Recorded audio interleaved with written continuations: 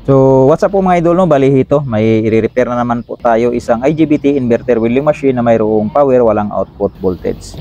Bali, kung makita nyo, sunog yung kanyang pinaka cable wire. So, kaso DIY lang at hindi standard. Bali, ito po siya, napakaliit at napakahandi lang po. So, bago pala tayo magpatuloy mga idol, no? Baka hindi ka pa pala nakasubscribe, baka naman dahil napakalaking tulong na yan sa maliit po natin na channel. At maging updated po kayo sa paparating na video na gagawin po natin kagaya po nito sa pagre-repair ng mga inverter wheeling machine, LED TV at iba't ibang mga electronics components. So, dito, test na natin. Gamit yung ating test valve, pagkatapos power on. Ayan, kung makita nyo, umiilaw saglit, tapos biglang nawala. So, ibig sabihin walang shorted. Kaso, ang problema, kung mapapansin nyo, yung display ng ating wheeling machine ay nagbi-blink. So, kapag nagbi-blink, nagpa-fluctuate yung voltage. Kapag nagpa-fluctuate yung voltage, ibig sabihin mayroong shorted. So, medyo nakakalito. Yung test valve nagsasabi na walang shorted. Itong display nagsasabi na mayroong shorted. So, kailangan talaga natin idaan to sa matinding troubleshooting. Total, andito na tayo. So, ititest natin kung mayroon po bang output voltage yung ating wheeling machine para makita nyo na wala talagang output voltage. So, ayan, makita nyo, 0. So, dahil mayroong problema sa loob, kaya next ay bubuksan natin para makapag-visual inspection po muna tayo. So, tatanggalin lang natin itong kanyang display panel board kasi nasa itaas. So, hindi natin maitis ng maayos kapag mayroong cover. Kaya tatanggalin natin yung pinaka cover po nito. At ayan. At pagkatapos, balitis ulit natin sa diode mode. Baka sira yung ating fast recovery diode. Ayan, mayroon tayong forward bias. Dapat walang reverse. At ayan, walang reverse bias. So, ibig sabihin, good yung ating fast recovery diode at walang problema. So, next, babaklasin natin itong kanyang pinaka mainboard. Para hindi po tayo mahihirapan. Kasi ang susunod na gagawin po natin ay ititest natin itong kanyang pinaka IGBT mismo. So, para malaman natin kung buo pa ba or hindi na. So, ayan, itabi natin muna itong kanyang casing. So, bali ito yung kanyang fast recovery diode. So, ayan. At ito naman yung kanyang IGBT. Bali, 4 yung kanyang IGBT. So, ngayon, test natin.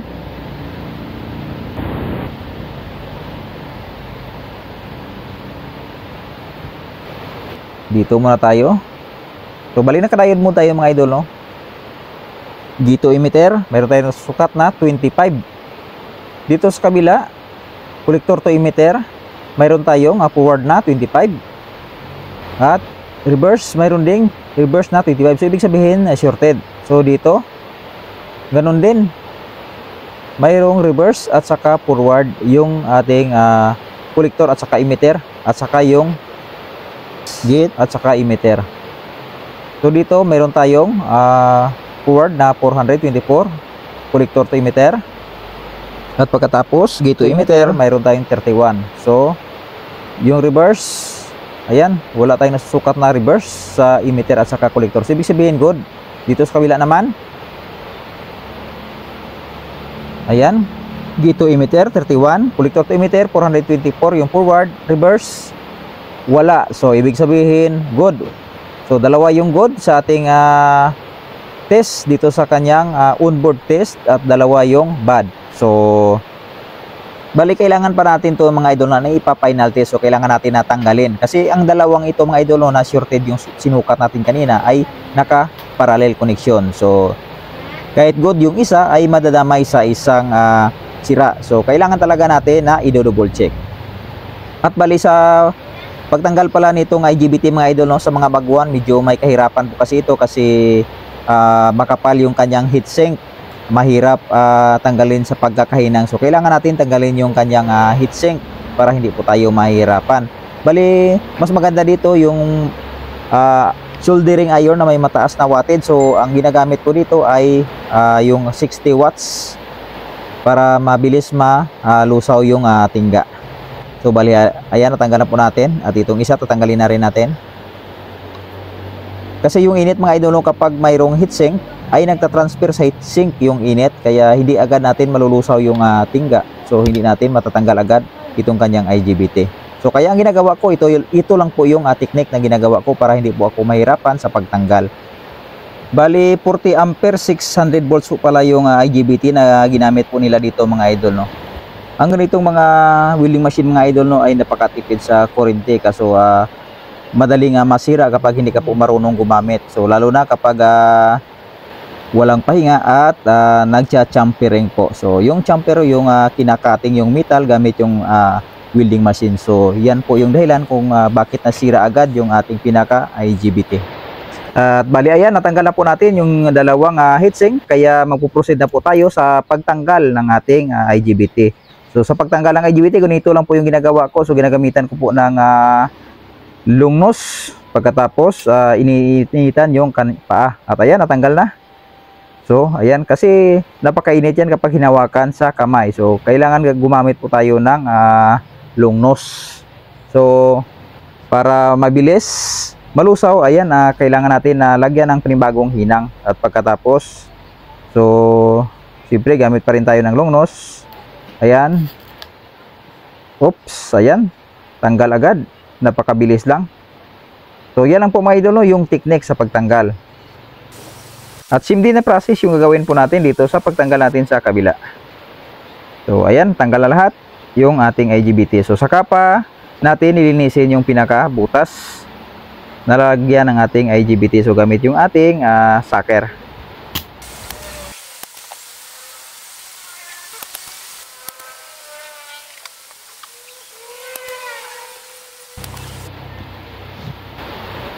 At bali yan na po yung resulta mga idol, no. So nilinis na po natin yung butas na paglalagyan ng ating IGBT para mamaya ay hindi na po tayo ma-delay. So mabilis na po natin maikabit yung IGBT. At ayun, kung makikita nyo, doon sa butas ay tumatagos na po yung ating paningin sa kabila. So malinis na po. So next na gagawin po natin ay siyempre ito na yung pinakahintay po natin. Ititis na po natin yung ating IGBT para malaman po natin kung ilan po ba yung may problema. So bali dito tayo, mayroon tayo nasusukat na forward, so reverse, wala. So gate to emitter, wala din. So ibig sabihin good. Ayan, kahit i-reverse natin, wala. So dito sa kabila, forward, ayun, shorted. So reverse, so ganun din. Ayan, gate to emitter, mayroong 245, so dapat wala yan. Reverse, mayroong 200 pa rin, so wala na, confirm na, shorted na po ito. So dito, forward, 436. So reverse, wala. So ngayon, gate to emitter, wala din. So good dito, so ganun pa rin. Collector to emitter, mayroon tayong forward na 433, reverse wala. So gate to emitter at saka gate to collector, wala din. So ibig sabihin good, wala pong problema po ito mga idol. So ang naging problema ay isa lang po sa apat na IGBT. So yan po yung ating papalitan. So ito, check natin ulit. 244. So ayan, shorted talaga. Mayroong reverse at saka forward sa collector to emitter. So gamit ng ating threshold voltage tester, so try natin ititest yung mga good na IGBT kung pwede pa po ba natin ito ibabalik yung kanyang threshold voltage kung hindi pa bumababa. At siyempre yung sira, ititest din natin, tingnan natin kung ano po ba yung result kapag ginamitan natin ng threshold voltage tester. So ang capacity po ng IGBT po nito ay meron po itong 40 ampere 600 volts. So dapat ang masusukat po natin ay hindi bababa ng 600 volts. Dapat talagpas po para makasigurado po tayo na 100% na good ang health ng IGBT po na ito. So ngayon, ito na, test na natin.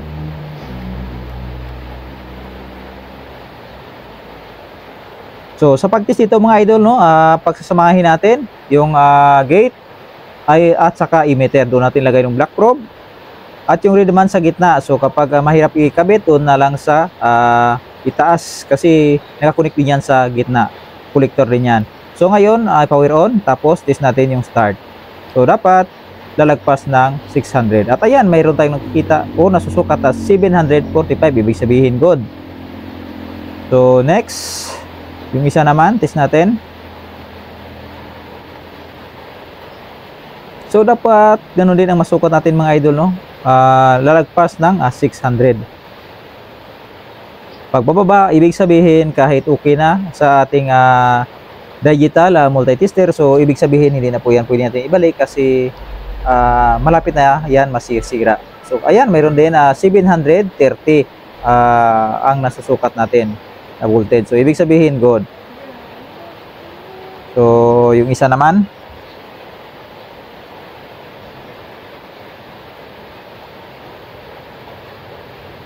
so ganun pa rin, gate to emitter. Jumper lang natin, lagay ng black probe. Tapos yung raid sa collector, ayan sa gitna. So ayan. Start. 700, 710. So ibig sabihin, working pa rin ito. Shift pa rin ito, ibabalik.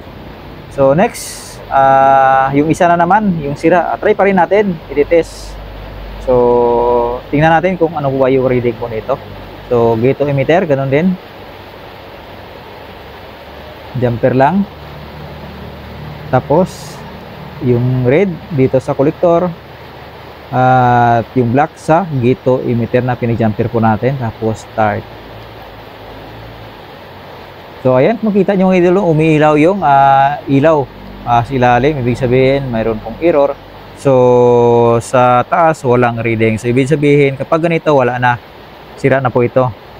Totally dead na po ang IGBT po na ito, mga idol. No? So, yan lang po, mga idol, yung pagtitest gamit yung voltage or threshold voltage tester. So, hindi nakakaalam, nabibili po ito sa online. Sa halagang nasa 800 plus yung bili po natin nito. So napakahalaga po ito sa pagre-repair, lalo na sa ganitong mga welding machine at lalo sa mga amplifier. So matitis din natin yung threshold voltage ng transistor. So napakaganda po nito, napakaliit at napaka-handy po. So bali yan na po mga idol, maghanap muna tayo ng pamalit. At ito na po mga idol, nakakita na po tayo ng pamalit. So galing sa bunot lang po ito sa ibang welding machine na medyo malaki-laki na yung sira. So ititest pa rin natin gamit yung ating threshold voltage tester. So ganun pa rin yung pagtitest. So ganun pa rin ang rating nito mga idol sa 400 amperes at 600 volts. So dapat may masukat tayo na hihigit sa 600. At yan, mayroon tayong nasusukat na 762. So ibig sabihin good at pwede pa itong gamitin. So yan po ang ipapalit natin doon sa sirang IGBT na tinanggal natin kanina. So yan, ligpit muna natin itong ating threshold voltage. At bago pala tayo magkabit ng IGBT mga idol, no, so kailangan po muna natin na mag-voltage tracing para makasigurado po tayo na hindi masisira agad yung IGBT na ikakabit po natin. So kailangan natin na maglagay ng EC cord. So mag-voltage tracing tayo, ititest natin yung EC voltage sa gate at saka emitter dito sa ating mainboard na paglalagyan ng ating IGBT. Dapat may masusukat po tayo na pantay-pantay na EC voltage. So dapat kahit nasa 8 BEC to 25 BEC ang masusukat po natin. So kapag binasukat po tayo, ibig sabihin gumagana ng maayos yung ating PWM IC. So kapag hindi kasi gumagana ng maayos at hindi pantay yung frequency na ibinabato ng ating PWM IC or walang frequency na ibinabato, so ibig sabihin wala tayong masusukat na EC voltage dito sa gate at saka emitter at posibleng masisira agad kapag kinabitan natin ng IGBT. Yung IGBT natin ay masisira agad. So yan po ang mga dapat po natin gawin bago po tayo magkabit ng IGBT. So ito, maglalagay muna tayo ng EC cord. So ayan, pagkatapos, so try natin na ipa-plug in. So siyempre gagamit pa rin tayo ng ating test valve. So, plug in na natin. At yan, umilaw saglit, tapos nawala.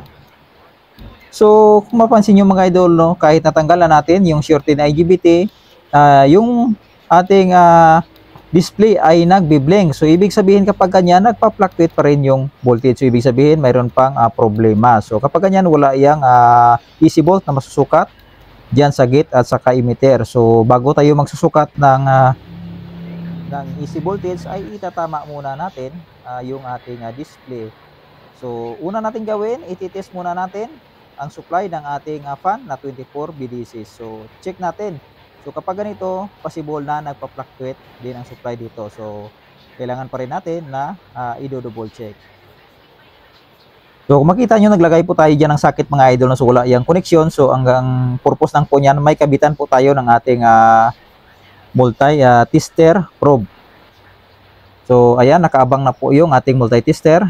So plug in, milaw saglit, tapos nawala. So kung pansin nyo mga idol, no, katulad ng sinabi ko kanina, nagpa-fluctuate yung voltage dito sa secondary supply ng kanyang fan. So possible ang supply din dun sa ating PWM IC or control card. So nagpa-fluctuate kaya yung display ay nagbi-blank. So yan po yung ating alamin. So kapag ganyan mga idol, possible na doon sa ating secondary area ay mayroong shorted na component, at yan po yung ating alamin. So what's up po mga idol, bali ang problem po ng ating IGBT inverter wheeling machine ay nagpa-fluctuate yung 24 volts na supply sa secondary, sa supply ng kanyang fan. So kapag ganyan, possible na apektado din ang supply ng ating PWM IC na 3525 na 50 na BDC. So possible na nagpa-fluctuate din ito. So ang dahilan po niyan, possible na itong kanyang IC ito sa primary, ayan yung maliit na yan, 8 pin. So pag mayroong problema diyan, so yung sa ating secondary nagpa-fluctuate din. At ang isa pa, so dito din sa ating secondary baka mayroong shorted na component, SMD capacitor, transistor, or either yung diode. So para malaman po natin ang exact na sira kung saan, so ito mayroon po itong wire papunta po sa ating control card. So ito, bali tatanggalin muna natin at i-test yung 24 BDC kung magpa-fluctuate pa ba or hindi na. So kapag nagpa-fluctuate, ibig sabihin nandito yung problema sa ating primary. So ngayon kapag hindi na nagpa-fluctuate, ang problema dito sa ating control card. So ano bang i-check natin dito sa ating control card? So itong ating PWM IC, ayan, tapos mayroon ditong comparator IC at itong dalawang MOSFET IC na nagda-drive ng ating IGBT. So kalimitan ito lang naman po ang nagiging problema dito sa ating control card kung kapag nagpa-fluctuate yung voltage. So possible dito sa dalawang MOSFET po na ito, mayroon po itong problema kaya nagpa-fluctuate yung ating voltage. So ngayon i-test muna natin, itatry muna natin at ihang to o tatanggalin itong supply sa ating control card at pagkatapos mag voltage checking po tayo.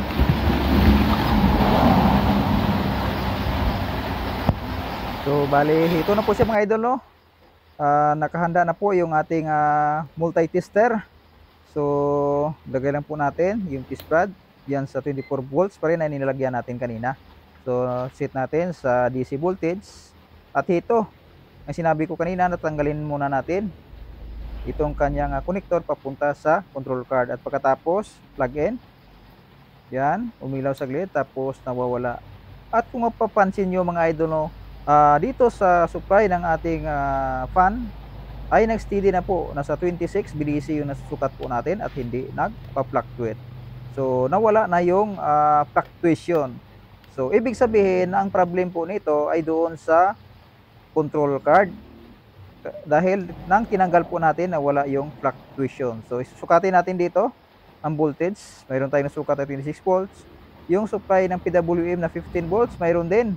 So ibig sabihin buo yung supply papunta sa ating control card. So pag dating niya dito lang po nagka-problema. So possible na may problem po dito. So kalimitan itong MOSFET, dalawang MOSFET po na ito, check natin. So ito yung common source, at pagkatapos connect natin dito sa gate at saka emitter sa kabila. So yan.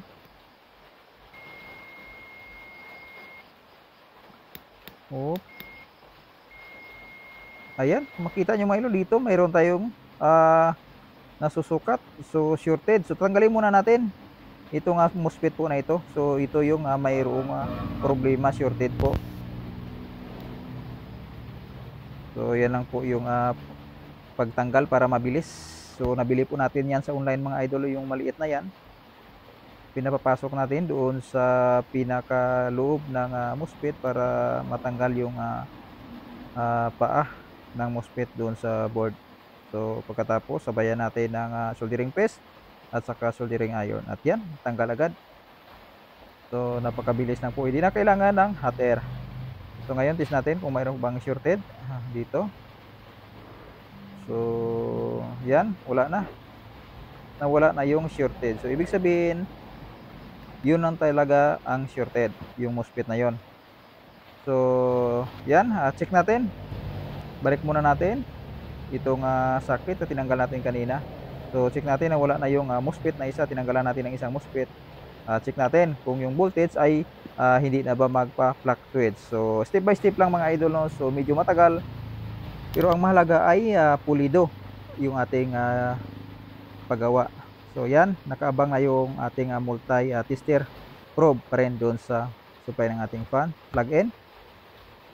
So tingnan natin. Yan, mayroon na tayong 26 BDC na hindi nagpa-fluctuate, at yung display, kung mapansin nyo, hindi na rin nagpa-fluctuate, hindi na rin nagbi-blink yung display.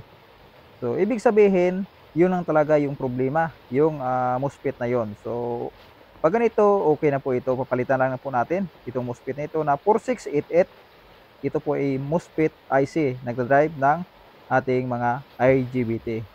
So yan, bunutin muna natin. So maghanap lang po tayo ng pamalit na MOSFET IC. Tingnan natin kung mayroon pa tayong natira po dito. At balihito na po siya mga idolo. Ikakabit na po natin. So ganyan lang yung pagkabit. So hindi na kailangan ng hot air. So bali dubling ingat lang po mga idol, na kasi yung mga pin po nito ay halos magkadikit lang po dahil sa sobrang liit, kasi SMD na IC po ito. At ayan, natapos na po, at ito na yung resulta. At kailangan pa rin natin i-double check. At kapag nakasigurado na po tayo na okay na, so ayan, check na natin ulit. Voltage checking ulit tayo. Kabit natin yung wire kanina. So yan. Pag okay na to mga idol, magpo-proceed na po tayo sa pag-test ng gate at saka emitter na paglalagyan ng ating IGBT BEC test. Kung may masukat po tayo na BEC voltage bago natin ilagay yung ating IGBT. So ngayon, plug in natin. Tingnan natin kung magtutuloy-tuloy na ba yung ating voltage at hindi na magpa-fluctuate, at yung display ay hindi na ba ito magbi-blink. At yan, kung makita nyo mga idol, no, hindi na po nagbi-blink yung display. Ngayon, magsusukatin na natin yung sinasabi ko kanina na gate at saka emitter. So kung may masukat tayo na voltage, at ayan, mayroon tayong nasusukat na voltage na nasa 9 BEC. So dito sa kabila, ayan, ganun din, nasa 9 BEC. So bali, i-zoom in lang natin konti para makita natin ang maayos. So yan. So yan po yung pin ay tinitest po natin, gate at saka emitter, nasa 9 volts. So dito sa kanina, so ganun din, 9. Tapos dito sa pangatlong MOSFET sa ilalim, test natin. So dapat pantay din yung masukat natin. At yan, meron din 9 volts ang nasusukat po natin. So dito sa kabila, yan, 9 volt BEC din. So ibig sabihin pantay. Kapag ganito mga idol, ay pwede na natin kabitan ng IGBT. So safe na po yung ating IGBT, at hindi na po tayo mangangamba na baka masira agad, kasi good yung parameters na nasukat po natin. So bali, basic lang po yan mga idol na pamaraan. So kung gusto para talaga natin na maging sure talaga, so mas maganda mayroon tayong oscilloscope. So kapag walang oscilloscope, yung ginawa natin kanina ay mas okay na rin yon. So kapag mayroong oscilloscope, mas maganda talaga. So check natin yung frequency. Kung makita nyo mga idol yung frequency, ayan, mayroon tayong square wave na 44.8 kHz. So dito sa kapila dapat pantay yung frequency, at dapat walang mga spike tayong masusukat, kasi yung spike ay siyempre nakakasama din ng ating IGBT. So dito ulitin natin.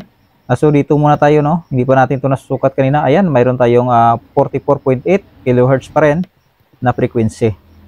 So next ay kabit na natin yung ating IGBT. So bago yan, i-discharge muna natin yung mga kapasitor para siyempre for safety purposes only. Baka kasi mahawakan po natin at mayroon pang stock na kuryente. So magulat na lang tayo bigla. So ayan, bibilis-bilisan lang po natin.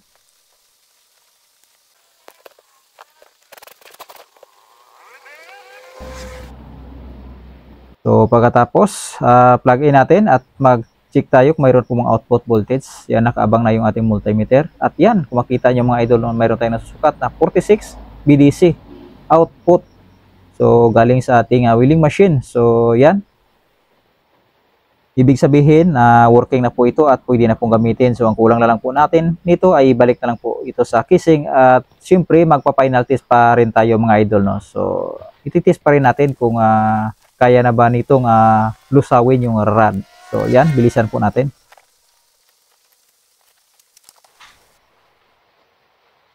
So yan, patapos lagay na po natin yung positive at saka negative na cable wire para makapag-test na po tayo. So yan lang. So higpitan lang po natin ng maayos para iwas spark. So power on. So ayan, mayroon na tayong display. So bypass natin yung ating kiss valve. Kasi medyo mahina yung amperahe mga idol kapag gumagamit tayo ng kiss valve kapag nagtitis na po tayo. So ayan, ready for testing na po. Medyo taasan natin yung amperahe.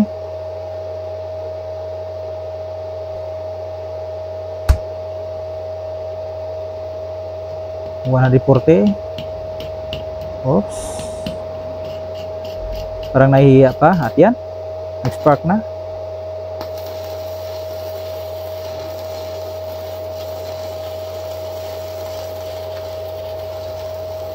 So yan, kung makita nyo mga idol, mission accomplished na lang po tayo. Hanggang dito lang po. Maraming salamat at paalam.